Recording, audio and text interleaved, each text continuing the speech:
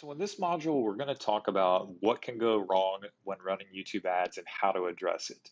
Now, we've spent a lot on YouTube ads. The most we've ever spent for a client at this point was 55K a day. The most we've ever spent on one offer was about 41K a day.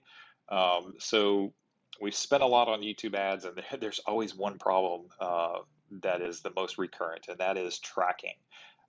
It's just a plague in online advertising.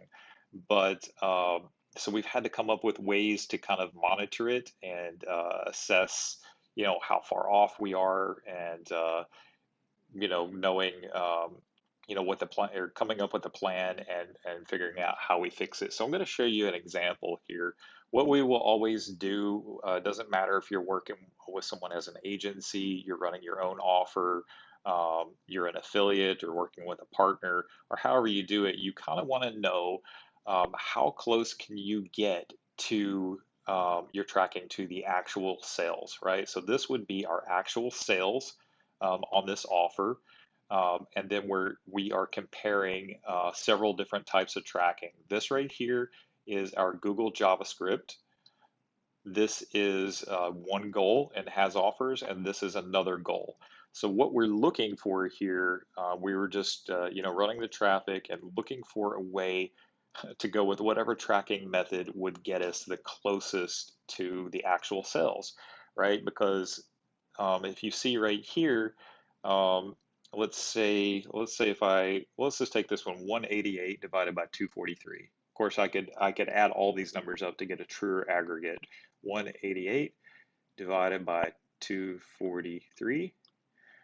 So 77% accuracy. So 23% of my um, sales are going unreported.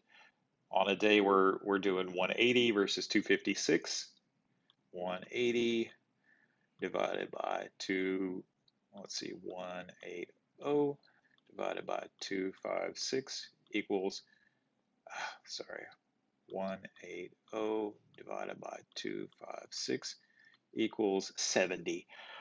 So let's say we're averaging 70% accuracy. So the other 30% is just loss tracking, which we've ran offers and basically just adapted our CPA price. Like, let's say if your CPA is $100, and your tracking is off by 30%, you could just adjust, and go, okay, we're going to go on 130 CPA because we know our tracking is 30% off.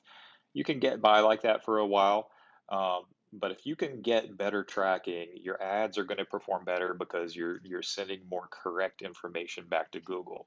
So the first thing you would do, doesn't matter if you have, just one way that you're firing pixels, like this JavaScript right here, or you've got several ways. We were trying to compare what's the best way, and more often than not, us using this method right here of capturing a goal and has offers, capturing the G-CLIDs and uploading them was the best way, right?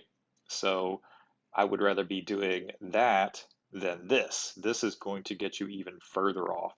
And you're probably not going to be able to scale that well because you don't know which ones are wasting money. You're not sending Google back the information. So let's say if you're an agency working with a client, a lot of times what we've done is we say, hey, we're going to start a shared sheet. In your column, we want you to fill in, the actual sales, or maybe they set up a shared report with you where you get this automatically. Um, and then you're going to, do a comparison of like how many pixel fires do you have. And as you can see, these can be, um, or sorry, this is the actual sales over here, right? Versus your pixel fires. So you could just have two columns. Here are our pixel fires, here are the actual sales. Pixel fires, sales. More often than not for us, we're under-reporting, but sometimes we ran into situations where we were over-reporting, right? We thought we were doing better than we actually were. So you have to first compare, you know, day by day for, we're happy after, 2 or 3 days of seeing accurate numbers. Or, do we need to get on the phone with them, have meet with their developers and figure out what the heck's going on with the Pixel? Because everyone installs them a little differently. Um, One method that we've implemented, I'm not really going to get into it here. It's just a special way with a partner where we actually are able to set up tag manager in a way to shoot the all the Gclids out for us into a sheet. So we're getting closer to the source of info. So we've actually got this tracking more around like 95% accurate, which is going to help us scale. So that's something you're always going to want to do, right? Is compare your tracking accuracy to the actual sales, and you could maybe accept running with it if it's off. You may not get it perfect. We ran with them at 70%, but you're looking for ways to get it more accurate. And like I said, it could involve someone, you or someone from your team, getting on a call with the client or developer there. We've actually set on calls to get this dialed in to what it's going to be.